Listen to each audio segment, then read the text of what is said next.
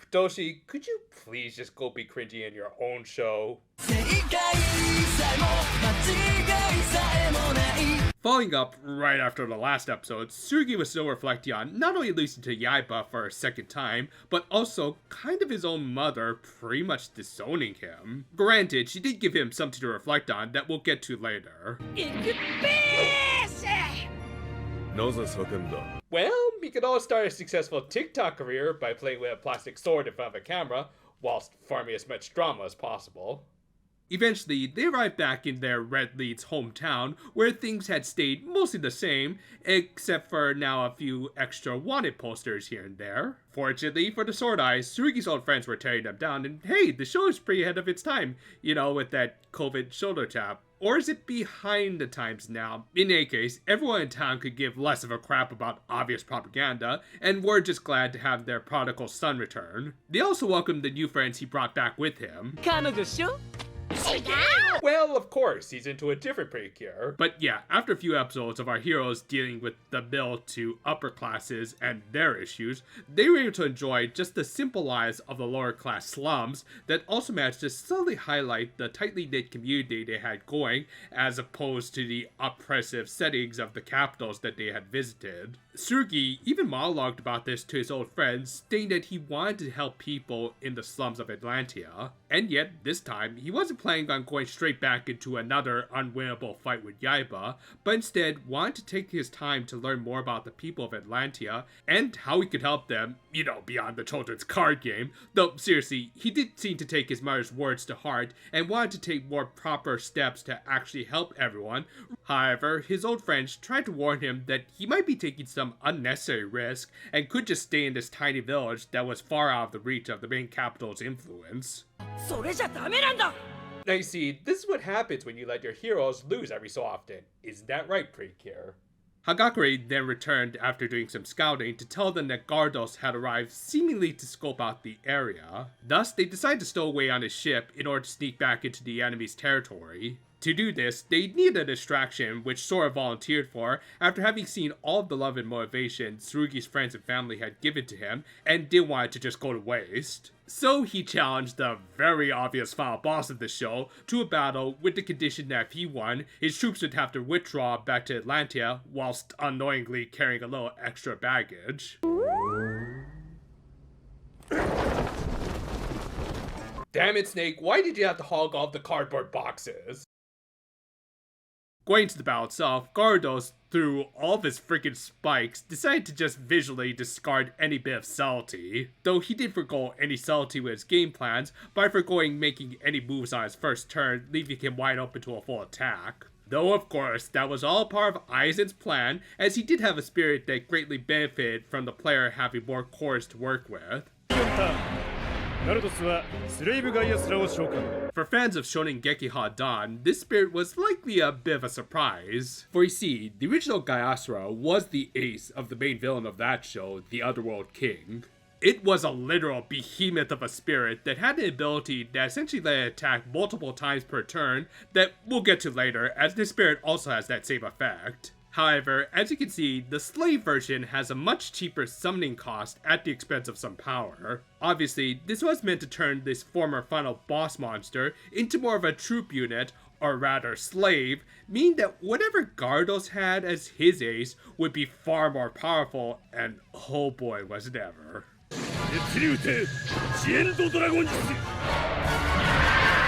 On top of just looking freaking wicked, summoning this spirit also started to reveal its owner's true colors. Thus, even after Sora managed to get his first deck destruction attack off successfully, it didn't matter, especially after his opponent managed to summon another slave Gaiasura. It was pretty much just game. Game over, man! It's game over! Okay, so let's go over why this dragon was one of the most busted units for its time. 1, it has a double symbol, meaning they could deal 2 damage when attacking the opponent's life. 2, and likely most importantly,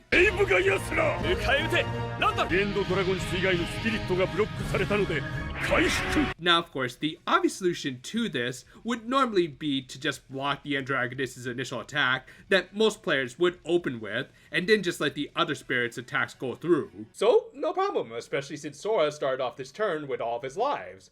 Well, about that. ブレイブガイアスらの昇格性が発揮エンドドラゴンスのコア2つ Yep, this was the main effect of the original that allowed it to attack multiple times per turn as long as it could take cores from its allies. To balance it out, Gaiasuras do have the drawback that once a core is placed on this unit, they couldn't be removed by either player, meaning that if there were two of them on the field, like in this battle, they couldn't take from each other to create an infinite attack loop. So they could only take from the Androgonus.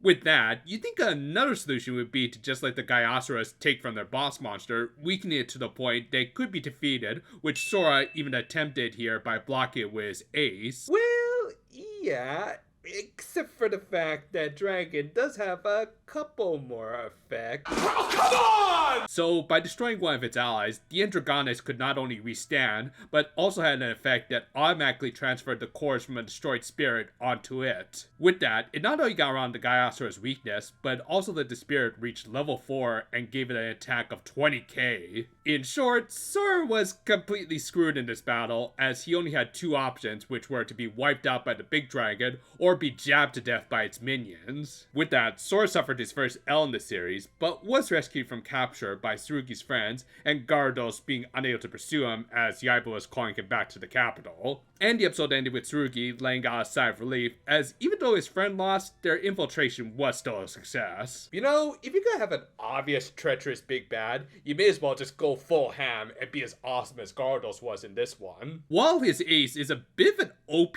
beast, he also did have some good combos that made his final attack on Sora that much more engrossing, and pretty damn epic thanks to some of the best fight animation in the series so far. Meanwhile, on the more subtle side of things, Tsurugi starting to rethink ways of defeating his brother was a nice way of showing how he had grown after both of his losses to Yaiba.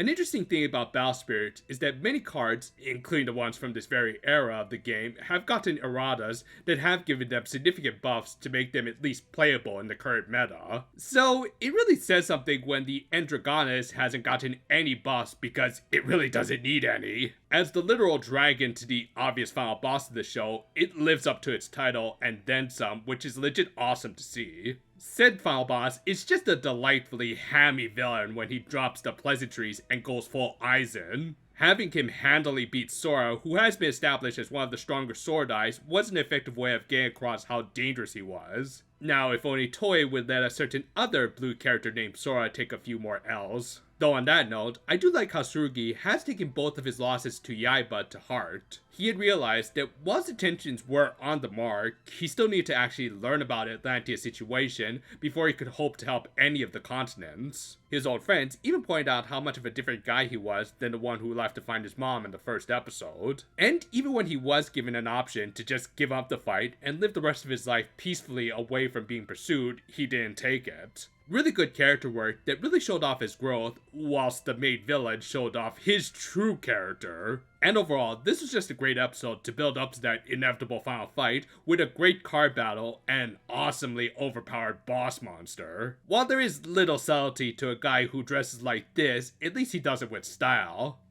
弱きは罪と思い知れ Work on the Max Heart review is going about as well as it can, so hopefully we should have something out by Christmas. We say that because I obviously want to spend time with the family, but also to free up time in the schedule in case any interesting copyrights suddenly show up in December for a certain other franchise. So look forward to whatever may come. And until next time though, for now my friends, and if you'll excuse me, I'm just gonna go take a quick count of how many cardboard boxes I've left in this place.